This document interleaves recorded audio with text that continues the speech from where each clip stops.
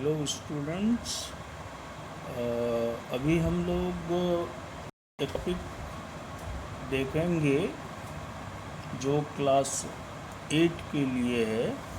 Topic का नाम है डायरेक्ट एंड इनवर्स वेरिएशन। इस टॉपिक में हम लोग सबसे पहले समझेंगे कि ये दोनों चीज़ें डायरेक्ट और इन्वर्स वेरिएशन होता क्या है। फिर हम लोग उससे जुड़ा सवाल भी पढ़ेंगे। शुरू करें हम लोग इसका परिचय कि डायरेक्ट और इन्वर्स वेरिएशन क्या है। इसे डायरेक्ट और इन्वर्स प्रोपोर्शन भी कहते हैं। एक्चुअली इसमें दो पार्ट है, एक है डायरेक्ट वेरिएशन या डायरेक्ट प्रोपोर्शन और दूसरा पार्ट है इन्वर्स वेरिएशन या इन्वर्स प्रोपोर्शन। होता क्या है स्टूडेंट कि दो चीज़ें एक दूसरे के साथ किस प्रकार वैरी करता है,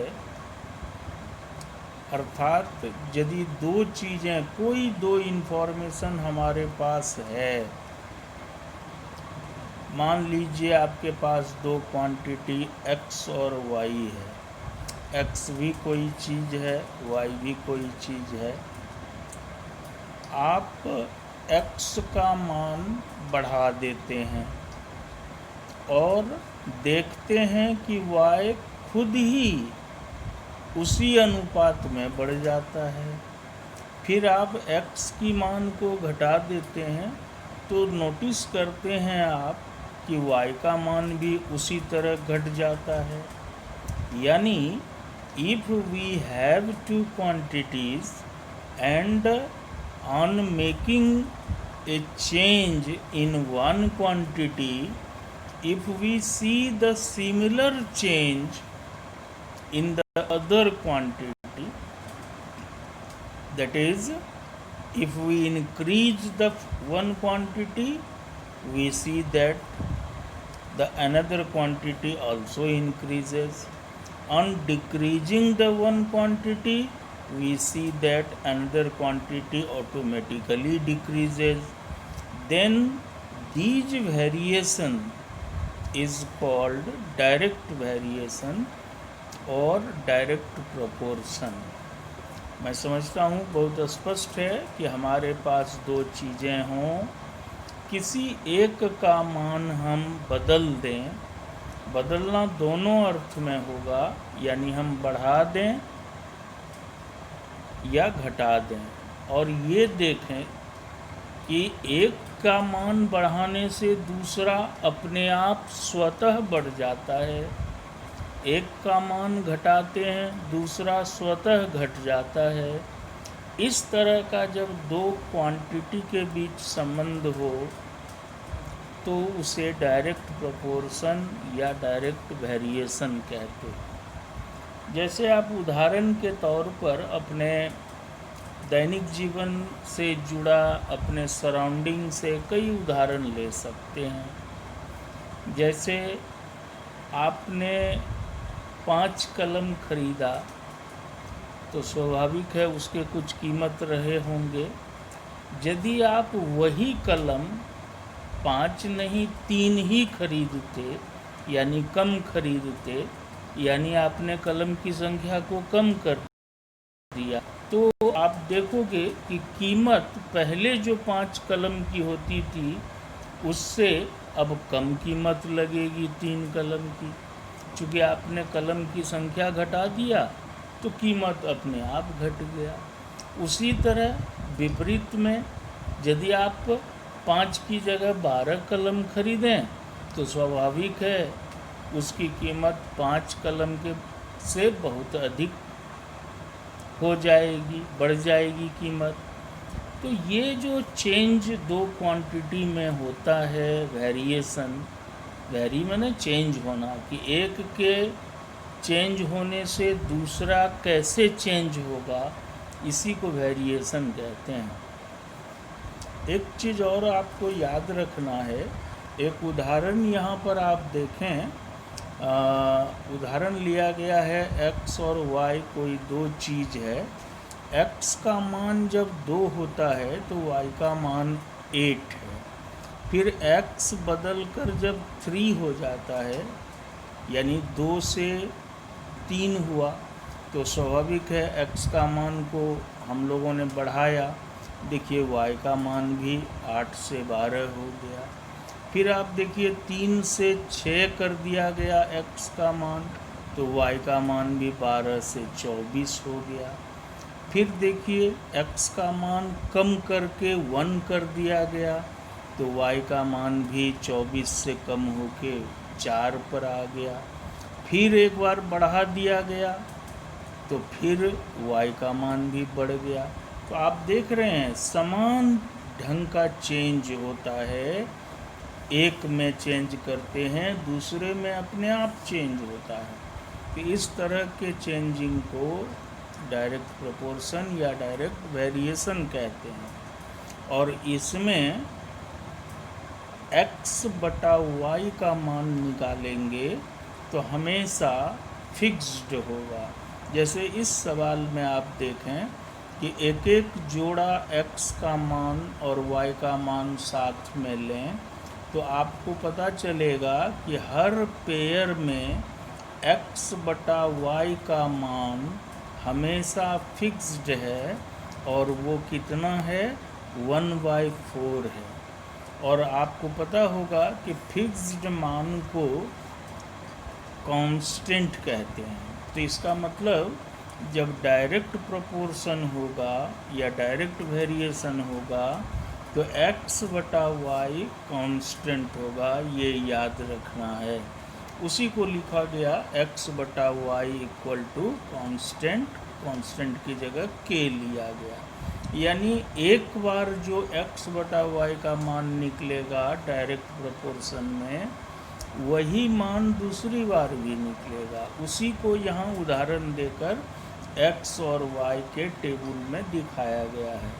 इसका उपयोग हम लोग करते हैं जब इस तरह के टेबल में कोई वैल्यू मिसिंग रहता है, तो उसको निकालने में हेल्प करता है। Okay student, so this thing you must remember that in case of direct proportion or direct variation, the two quantity x and y, so there is a relation between x and y, that x by y is equal to a constant. Now we take one example based on direct proportion.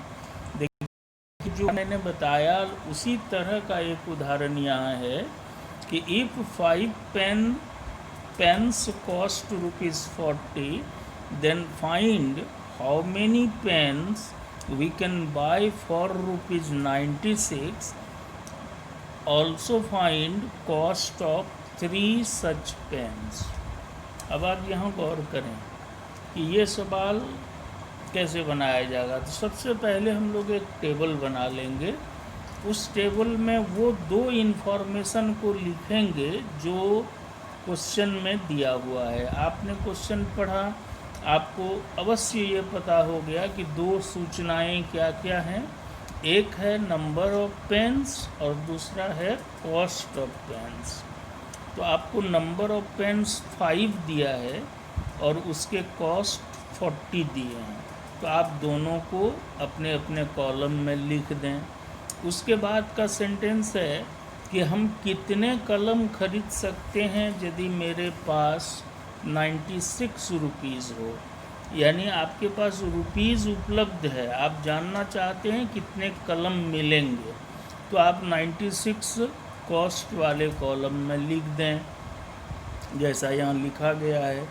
और कितने कलम मिलेंगे, देखिए वहाँ पर question mark बनाकर दिखा दिया गया है और उसकी जगह लिखा गया है लेट एक्स, कि चूँकि हमें पता नहीं है तो हम लोग मान लेंगे कि एक्स कलम 96 रुपीज़ में हम खरीद सकते हैं। फिर इसी क्वेश्चन में एक और बातें पूछी गई है कि 3 कलम का कॉस्ट कितना होगा, ये भी बताएं। तो हम लोग क्या करेंगे, 3 कलम, ये तो नंबर ऑफ पेन है, तो फिर देखिए नंबर ऑफ 3 लिख दिया गया है, और कॉस्ट की जगह फिर क्वेश्चन मार्क होगा, जिसको यहाँ हम लोग वाई रुपीज़ मान लिए हैं। अब आपको क्या करना है, ये टेबल तो आप बहुत आसानी से बना लेंगे। अब आपको ये ध्यान देना है, खुद से क्वेश्चन करना है कि जो 2 चीज़ें हैं उसमें से एक आप बढ़ा दीजिए, जैसे आप नंबर ऑफ पेन अधिक कर दीजिए, और खुद से प्रश्न कीजिए कि क्या हम नंबर ऑफ पेन को अधिक कर देंगे तो हमें कॉस्ट अधिक लगेगा कि नहीं, या कम लगेगा, या पहले जैसा लगेगा। आप जब सवाल करेंगे खुद से कि भाई नंबर ऑफ पेन को बढ़ाने से क्या होगा, तो आपको अपने जवाब मिलेगा कि कॉस्ट बढ़ जाएगा। फिर आप दूसरा सवाल कीजिए कि क्या हम नंबर ऑफ पेन को घटा दें, कम कर दें, तो रुपया हमको कम लगेगा कॉस्ट या ज़्यादा, तो आपको तुरंत जवाब मिलेगा कि कम लगेगा। यानी बढ़ाने से दूसरा बढ़ता है, घटाने से दूसरा घटता है। इसका मतलब ये डायरेक्ट प्रोपोर्शन है। तो आप टेबल बनाने के बाद नीचे ये लिख दें कि this is the case of direct variation. अब आपको नियम हम बताते हैं कि याद क्या करना है। नियम है कि जब आपको पता चल गया कि ये डायरेक्ट वेरिएशन का सवाल है, तब देखिए आप यहाँ पर एक एरो खींचा गया है, गौर कीजिए। यहाँ पर जो एरो दिखाया गया है बाएं से दाएं, और वैसा ही एरो देखिए नीचे दिखाया गया है 40 से 96 की ओर। इसका मतलब रेशियो हम लोगों को लेना है, और दोनों रेशियो को इसी तरह से लेना है। यानी 5:x इक्वल होगा 40:96। आप उल्टा भी ले सकते थे, जैसे फर्स्ट वाले में आप लिखते x:5, तो इसमें भी आपको लिखना पड़ता इक्वल टू 96:40, तो भी आंसर वही आता और सही होता। यानी याद क्या रखना है कि यहाँ जो दोनों रेशियो लेना है वो एक ही तरह से लेना है, बस इतनी याद करना है। बाकी आप जानते हैं रेशियो को बाई में लिखते हैं, तो ये हो गया 5/x इक्वल टू 40/96। अब आप सिंप्लीफाई कर लें और x निकाल लें, जो x आया 12। अब आप x क्या माने थे कि 96 रुपीज़ में हम कितना पेन खरीद सकते हैं, तो x आप उसी को माने थे जिसका आंसर 12 आया। इसका मतलब हुआ कि 96 रुपीज़ में हम 12 पेन खरीद सकते हैं। तो फिर आप उसको स्टेटमेंट बनाकर लिख दीजिए, ठीक है, उसको स्टेटमेंट बनाकर लिख दीजिए।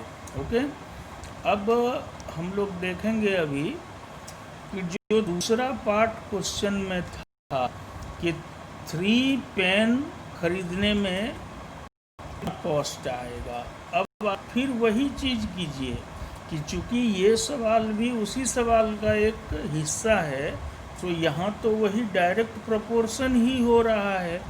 तो अब आप लिखिए उसी तरह से कि 5:3, देखिए आप यहाँ कि रेशियो मैं ले रहा हूँ 5:3 इक्वल हो जाएगा 40:y, ठीक है। तो वही चीज़ यहाँ किया गया है, गौर कीजिए कि 5:3 इक्वल टू 40:y, और अगली बार वो हो गया 5/3 इक्वल टू 40/y। अब आप y को सिंप्लीफाई कर लें तो ये 24 आ रहा है।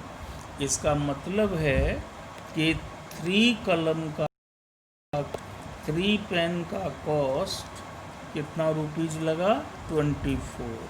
तो इस तरह से हम लोग x और y में जो इन्फॉर्मेशन दिया रहता है और एक इन्फॉर्मेशन जो मिसिंग रहेगा, चाहे वो x कॉलम का हो या y का, वो निकल आता है।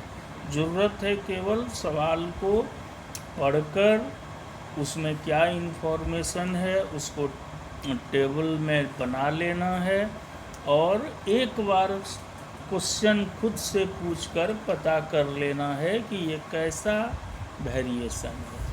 आइए स्टूडेंट, अब हम लोग बात करें इन्वर्स वेरिएशन या इन्वर्स प्रोपोर्शन का। ठीक ये उल्टा है, डायरेक्ट प्रोपोर्शन के बिल्कुल विपरीत है। इन्वर्स का मतलब ही होता है विपरीत, यानी ये उसके ठीक अगेंस्ट होगा।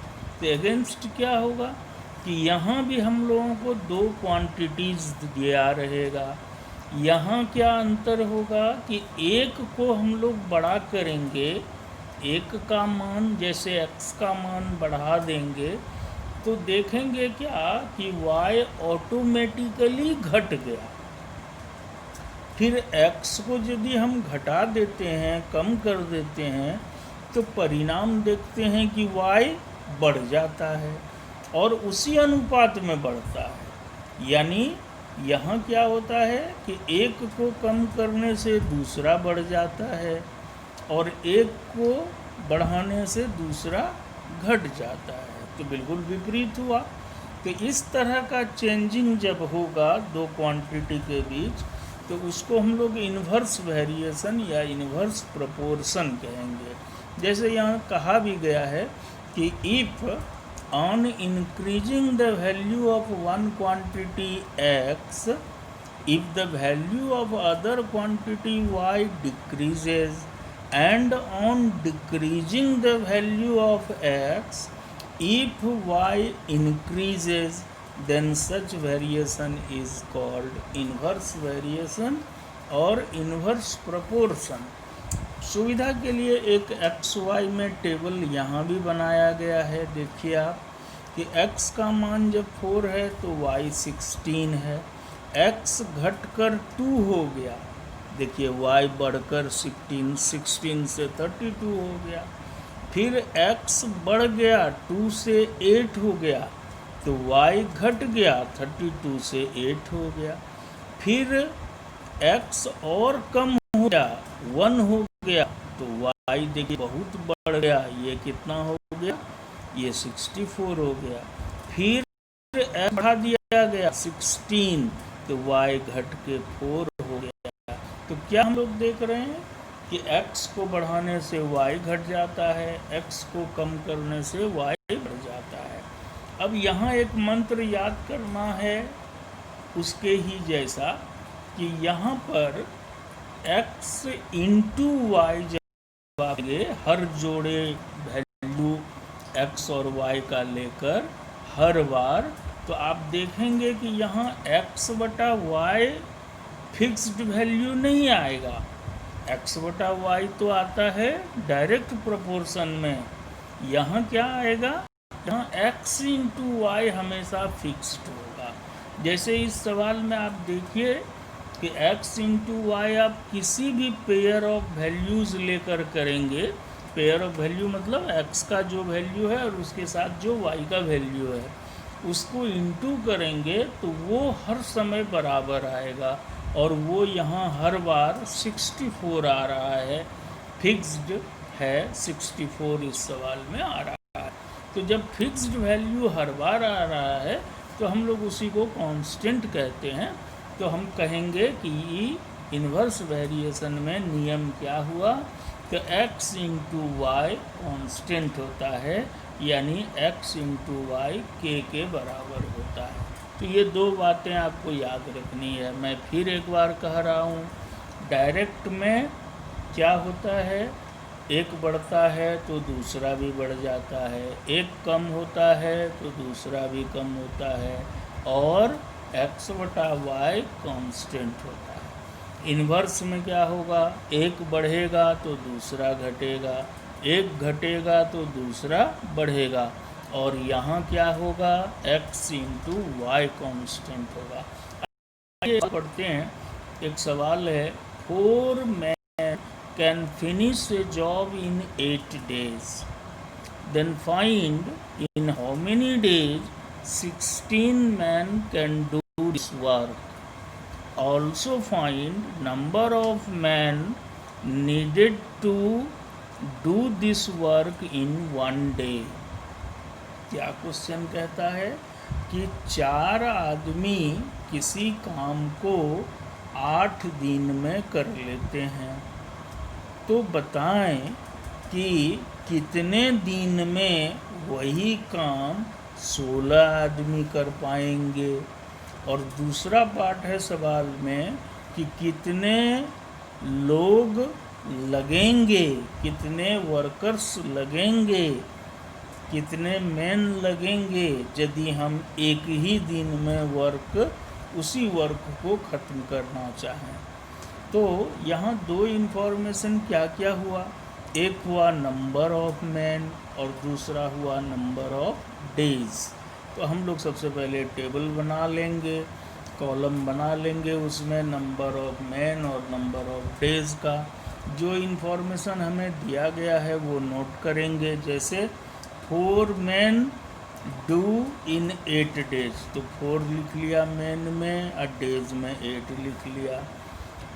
फिर पूछा है कि 16 मैन कितने दिन में करेंगे उसी काम को, तो मैन वाले कॉलम में 16 लिख दिया, डेज वाले में क्वेश्चन मार्क, उसको हम लोगों ने x डेज मान लिया, लेट x। अब आप खुद विचार करें, प्रश्न करें कि भाई आदमी बढ़ेगा तो काम जल्दी ख़त्म होगा कि ज़्यादा देर लगेगा। आप खुद से सवाल करें कि ज़्यादा लेबर हम लगा देंगे किसी काम में, ज़्यादा वर्कर भिड़ा देंगे तो काम जल्दी ख़त्म होगा कि देर से होगा। तो आपको अपने जवाब मिलेगा कि ज़्यादा वर्कर रहेगा तो काम जल्दी हो जाएगा, कम वर्कर रहेगा तो काम देर से होगा। जैसे आप देखिए, आप देखे होंगे कि कोई काम हमको बहुत कम समय में करना है तो बहुत वर्कर लगा दिया जाता है कि ताकि काम जल्दी समाप्त हो जाए, और यदि आप कम वर्कर रखेंगे तो वही काम फिर ज़्यादा समय लगेगा। यानी यहाँ उल्टा होता है कि मैन आप अधिक रखेंगे तो काम कम समय में ख़त्म होगा, यानी डेज कम होगा।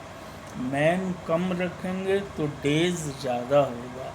तो इसका मतलब ये इन्वर्स प्रोपोर्शन है। तो हम लोग यहाँ ये बात लिखेंगे टेबल बनाने के बाद कि this is the case of inverse proportion या इन्वर्स वेरिएशन। अब आते हैं रूल पर कि इसके सवाल को ठीक है पहचान लिए सर कि ये इन्वर्स का सवाल है, तो अब बनेगा कैसे? कुछ नहीं करना है, बिल्कुल उसी तर्ज पर जैसे आपने डायरेक्ट वाला बनाया। यहाँ पर आप गौर कीजिए एरो पर, एक एरो आपको हम दिखा रहे हैं ऊपर, देखिए जो 4 से 16 की ओर इंगित है, और दूसरा एरो नीचे देखिए जो x से 8 की ओर जा रही है। इसका मतलब यहाँ एक रेशियो बाएं से दाएं लेंगे तो दूसरा दाएं से बाएं, उल्टा लेंगे।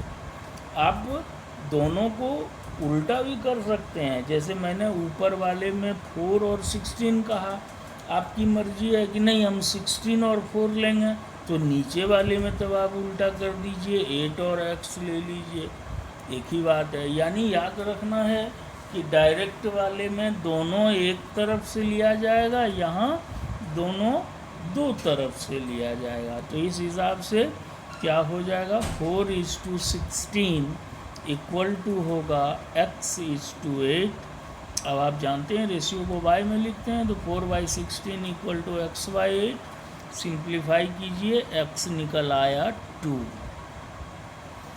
x क्या था, तो 16 मैन कितने दिन में काम करेंगे, तो आंसर हो गया 2 दिन में। उसी को आप स्टेटमेंट बना दीजिए कि 16 man will do this job in 2 days. आइए सवाल का दूसरा भाग जो इसमें है कि यदि हमको यही वर्क एक दिन में करना रहे तो कितने मैन लगेंगे। तो इसके लिए हम लोग फिर रेशियो जैसा आपको कहा गया उसी हिसाब से लीजिए। तो क्या हो जाएगा कि यहाँ पर मैन निकालना है, आप टेबल फिर से एक बार देख लें। तो अब रेशियो हो जाएगा 4:y, मैन को y माना गया, तो 4:y इज इक्वल टू, ये रेशियो इधर से लेंगे, 1:8, वही लिया गया है।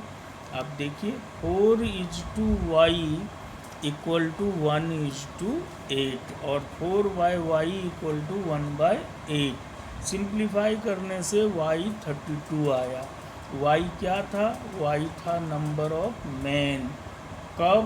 when the work is to be finished in one day. How many people will be needed? How many men will be needed? 32. Now make the statement कि therefore number of men needed equal to 32 to finish this work in one day. इस तरह से आप question को conclude कर लेते हैं। एक सवाल हम लोग बनाते हैं जो यूनिटरी मेथड से बनाएंगे। उससे पहले एक सवाल और है जो इसमें एक्सरसाइज में भी इस तरह का सवाल दिया है। ये हम लोग देखें। If 5 kg of sugar contains 3.2 into 10 to the power 8 crystals of sugar, then find number of crystal in 1.2 kg of sugar. So सबसे पहले make your table of given two information, and the two informations are number one is weight of sugar and another is number of crystal. So make two columns for these two information and write what is given. So in weight of sugar or mass of sugar, it is given 5 kg and number of crystal is 3.2 into 10 to the power 8. Okay. Now another thing, it has been asked that find number of crystal. So कितने में? इन 1.2 kg of sugar, तो 1.2 लिख दिया sugar के amount में, और यहाँ question mark है नंबर ऑफ क्रिस्टल में, जिसको हम लोगों ने x मान लिया। अब हम लोग खुद से सवाल करेंगे कि क्या अधिक चीनी लेंगे तो दाने अधिक होंगे, अधिक चीनी की मात्रा लेंगे, वज़न अधिक लेंगे तो चीनी के दाने भी अधिक होंगे। क्रिस्टल मीन्स उसके दाने, है ना। और चीनी कम लेंगे वज़न तो कम दाने होंगे, यानी अधिक में अधिक कम में कम। तो ये डायरेक्ट वेरिएशन है। तो आप नीचे लिखिए कि this is the case of direct variation. और फिर डायरेक्ट में आप जानते हैं दोनों रेशियो एक तरफ से लेंगे तो क्या हो जाएगा? 5:1.2 equal to 3.2 into 10 to the power 8 is to x। फिर इज 2 को बाई में लिखेंगे हम लोग, तो ये हो जाएगा 5/1.2 equal to 3.2 into 10 to the power 8 divided by x. Now doing the cross multiplication and on simplification we get x equal to finally 7.68 into 10 power 7, जिसको पहले ये आंसर आया है 0.768 into 10 to the power 8, जिसको बाद में स्टैंडर्ड फॉर्म में change करके लिखा गया है। तो ये हो गया 7.68 into 10 to the power 7। अब आप स्टेटमेंट बना दीजिए, therefore number of crystal in 1.2 kg of sugar is equal to 7.68 into 10 to the power 7. Now student, we will see one question more. This one we have already seen. Now one question, this question. Working 4 hours per day, 6 men can finish a work in 3 days. Find in how many days 8 men doing 3 hours per day can finish this work. यहाँ क्या है कि 3 information साथ में है। अभी तक जितने सवाल हम लोगों ने देखा वहाँ 2 इन्फॉर्मेशन था, अब ये 3 इन्फॉर्मेशन है। अब आप देखिए, गौर कीजिए कि वर्किंग 4 आवर्स पर डे, कि प्रत्येक दिन 4 घंटे काम करते हैं, 6 मैन, 6 मैन हैं, तो can finish A work in 3 days, तब वो वर्क 3 दिन में ख़त्म होता है। तो 3 इन्फॉर्मेशन क्या क्या है देखिए, 4 आवर्स, 6 मैन और 3 days। अब आपको कहा गया कि कितने दिनों में ये काम 8 मैन कितने दिनों में यही काम 8 मैन कर लेंगे यदि वो प्रतिदिन 3 आवर्स ही काम करें। तो इस सवाल को बनाने में आप यूनिटरी मेथड से बनाएं तो ये ज़्यादा आसान लगेगा। इसमें करना क्या है, यूनिटरी मेथड का नियम आप जानते हैं कि जो निकालना है उसको राइट साइड ले जाएं। तो आप सबसे पहले दिए हुए इन्फॉर्मेशन को ऐसा लिखें कि जो निकालना है, डेज निकालना है, तो डेज उधर राइट में लिखा जाए। इसलिए क्या लिखा गया कि 6 man doing 4 hours per day finish in 3 days, finish work in 3 days। Okay, अब आप धीरे धीरे क्या करें, सारे इन्फॉर्मेशन को यूनिट में चेंज करें। यूनिट का मतलब 1 में चेंज करें। जैसे अभी आपने 6 मैन लिया, 4 आवर्स पर डे लिया, 6 मैन लिया, और तब डेज आपको था 3। अब आप 6 मैन को क्या करें कि यदि 1 मैन ही रहे और वो 4 घंटे ही काम करें तो कितना दिन लगेगा। 6 मैन को 3 days लगा, तो 1 मैन अकेला काम करेगा तो ज़्यादा डेज लगेगा, तो ज़्यादा में इंटू हो जाएगा। तो क्या हो गया कि 1 मैन डूइंग 4 आवर्स, तो डेज कितने हो जाएंगे, 3 × 6, 18 days में ख़त्म कर पाएंगे एक आदमी अकेला। यदि 4 घंटा काम करेगा तो 18 days लगेगा। अब आप फिर इस 4 आवर्स को भी 1 आवर में चेंज कर लें, ठीक है। तो क्या हो जाएगा अगला स्टेप कि 1 man doing 1 hour per day, यदि एक आदमी एक ही घंटा काम करे रोज, तब कितना लगेगा। तो भाई आपने देखा कि 4 घंटे काम करने से 18 दिन लग रहा है, तो जब एक आदमी ही होगा और एक ही घंटा रोज काम करेगा तो और दिन अधिक लगेगा। तो यानी इंटू हो जाएगा, यानी वो हो जाएगा 3 × 6 × 4।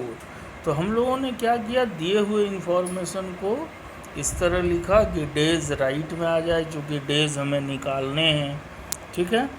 और धीरे धीरे इधर के इन्फॉर्मेशन को 1 में चेंज कर लिया। तो जो नियम के अनुसार हुआ कि यदि हमें जवाब मिला कि अधिक समय लगेगा तो इंटू कर दिया, यदि हमें जवाब मिलेगा नहीं कम समय लगेगा तो डिवाइड कर देंगे। अब आप 1 बना चुके हैं मैन को भी और आवर को भी, ठीक है। अब धीरे धीरे आप इसको फिर बढ़ाते जाएं, जो आपको करना है, निकालना है। जैसे आपको पूछा गया था 8 मैन, तो अब आप 1 मैन की जगह 8 मैन ले लें, ठीक है। तो 8 मैन डूइंग 1 आवर, अभी आवर 1 ही है, खाली अंतर क्या हुआ, 1 मैन की जगह अब 8 मैन हो गया। तो स्वाभाविक है कि मैन बढ़ गए तो समय अब कम लगेगा। पहले अकेला आदमी काम करता था, अभी 8 आदमी मिलके काम कर रहे हैं, भले काम एक ही घंटा कर रहे हैं वो, लेकिन आदमी तो 8 गुना बढ़ गया, तो कम समय लगेगा। इसलिए 8 से इधर राइट में डिवाइड हो जाएगा। इसलिए राइट में क्या लिखा हुआ है, 3 × 6 × 4 डिवाइडेड बाय 8, जिसको सॉल्व करने से 3 × 3 आया। अब आप अगली बार क्या करें, 8 men तो आपको लेना ही था, और 1 आवर पर डे नहीं था, 3 आवर्स, तो अब 1 आवर को भी बढ़ा दें आप, 3 आवर्स कर दें। तो सोचिए कि पहले 1 आवर करता था तो 3 × 3 डेज लग रहा था 8 men को। अब वही 8 men 1 घंटा नहीं 3-3 घंटा रोज़ काम करेगा, तो डेज और कम होंगे। तो क्या हो जाएगा, 3 × 3 डिवाइडेड बाई 3, एक 3 कट जाएगा, तो फिर 3 डेज निकला। इसका मतलब कि 8 men doing 3 hours per day will finish that work in 3 days। तो इस तरह से 3 क्वांटिटी जब वैरी करता है तो उसको हम लोग इस तरह से बना सकते हैं। उम्मीद करते हैं स्टूडेंट कि आप डायरेक्ट एंड इन्वर्स वेरिएशन बहुत अच्छे से समझे होंगे, और आप एक्सरसाइज बनाइए। निश्चित हम काफ़ी एश्योर्ड हैं आप लोगों से कि आप निश्चित रूप से एक्सरसाइज के अधिकांश क्वेश्चन सॉल्व कर लेंगे, और फिर जो थोड़ी बहुत इधर उधर डाउट की बात होगी तो वो हम लोग शेयर करेंगे अगले वीडियो में। Till then it's good bye. आपको अच्छा लगा इसलिए आप ज़रूर लाइक करें, शेयर करें और सब्सक्राइब कर दें।